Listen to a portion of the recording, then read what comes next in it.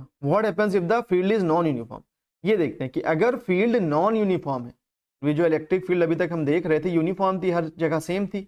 अब अगर non uniform electric field है और उसके अंदर मान लिया ऐसा कुछ डाइपोल मैंने रख दिया, ठीक है, ये माइनस क्यू चार्ज है और ये प्लस क्यू चार्ज है। अब इनके ऊपर जो फोर्स लगेगा प्लस क्यू के ऊपर इलेक्ट्रिक फील्ड की डायरेक्शन में, माइनस क्यू के ऊपर इलेक्ट्रिक फील्ड की अपोजिट डायरेक्शन में। लेकिन अब इन दोनों पॉइंट्स पर जो फोर्स लग रहा है, जो फोर्स लग रहा है क्यू ई, फोर्स क्या होगा क्यू ई, यहाँ भी फोर्स क्या होगा क्यू ई।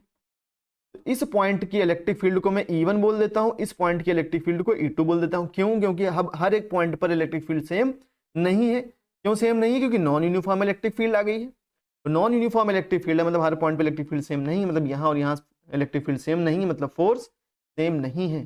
फोर्स क्योंकि इलेक्ट्रिक फील्ड के ऊपर डिपेंड कर रहा है, इलेक्ट्रिक फील्ड अलग अलग है, इसलिए फोर्स भी अलग अलग हो जाएंगे। चार्जेस तो सेम है लेकिन इलेक्ट्रिक फील्ड दोनों पॉइंट्स पर अलग अलग है, इसलिए नेट फोर्स यहाँ पर जीरो नहीं होगा।